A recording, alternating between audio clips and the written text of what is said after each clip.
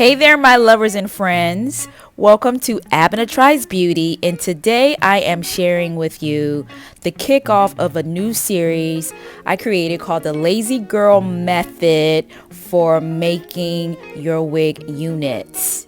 After years of trying different methods, trying different things I've seen on YouTube, I finally feel like I perfected a method that works for me. Making a wig does take time, energy, effort, and costs. I just feel like I streamlined a lot of this, that you can make a good quality wig without really overexerting yourself.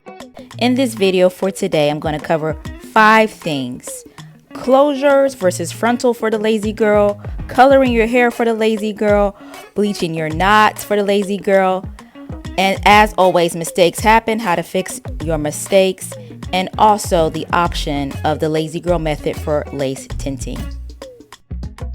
Lovers and friends, I'm introducing to you a 7x7 closure with transparent lace. This by far has cut down so many cycles on the wig making, and you can still get the frontal effect for much less effort. As I prepare to color my actual hair on the closure, I put on 3 layers of the Got to Be Glued spray to protect the knots. The hair that I'll be using today for my wig unit are 3 20-inch bundles of Indian straight hair.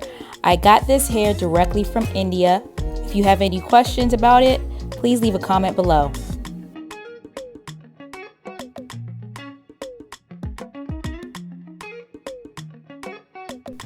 So if you're anything like me, when it comes to coloring your hair, you have probably fudged up a bit of your units or a bit of some of your bundles.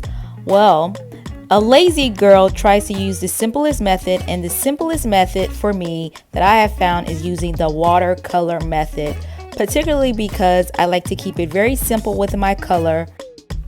And because I keep it simple with my color, I reduce any room for any error. So we're just doing a jet black or black velvet color from Adore to color our hair.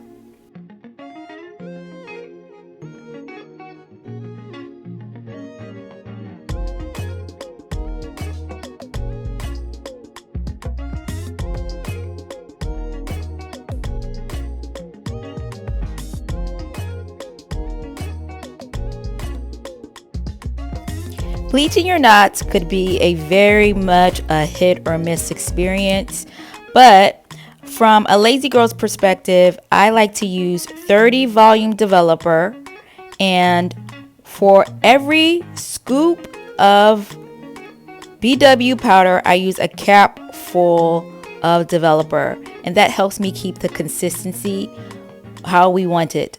I also do a test where I try to make sure that the utensil I'm using to mix it can stand stiffly into the cup of the mixture. That helps me understand that it's thick enough to spread onto the lace of my units.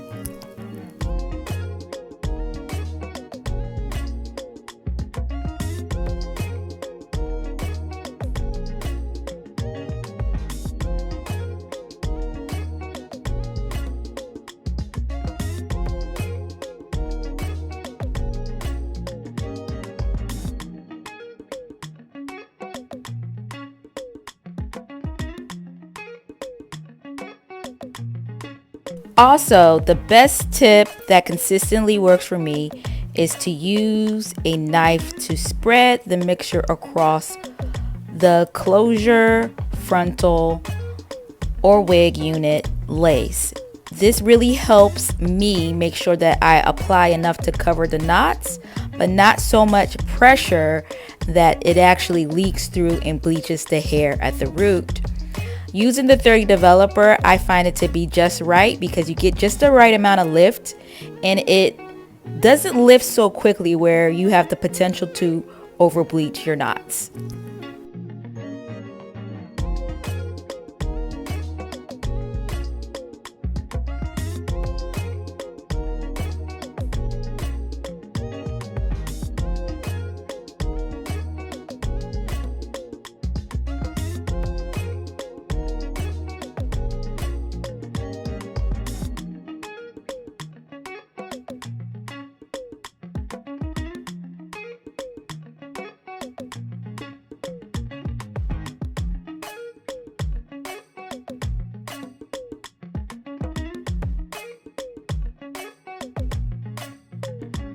I find with the 30 volume developer, I can get a perfect unbrassy brown lace that really matches my skin tone.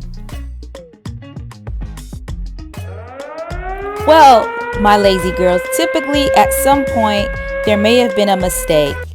This is a really simple and easy way to use a household goods to remove dye from your lace.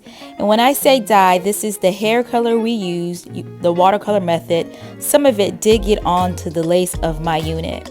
So using some hot water and just mixing it, eyeballing it with distilled vinegar, apple cider vinegar, we can see that the color comes right out of the lace.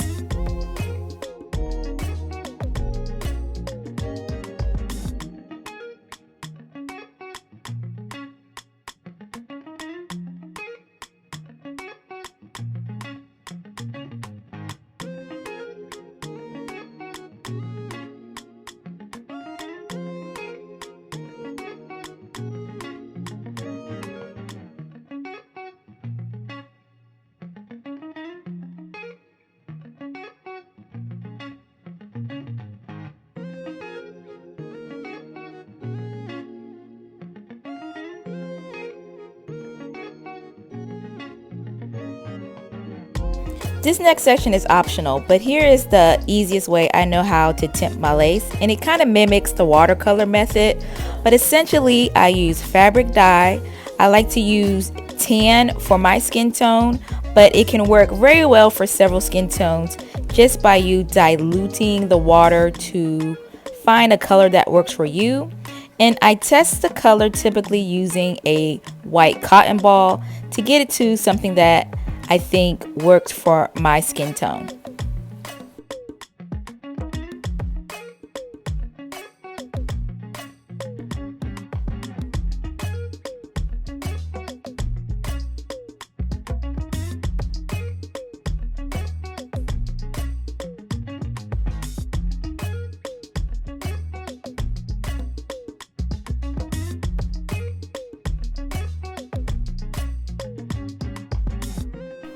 And once I finish all of these steps, I typically then condition the hair.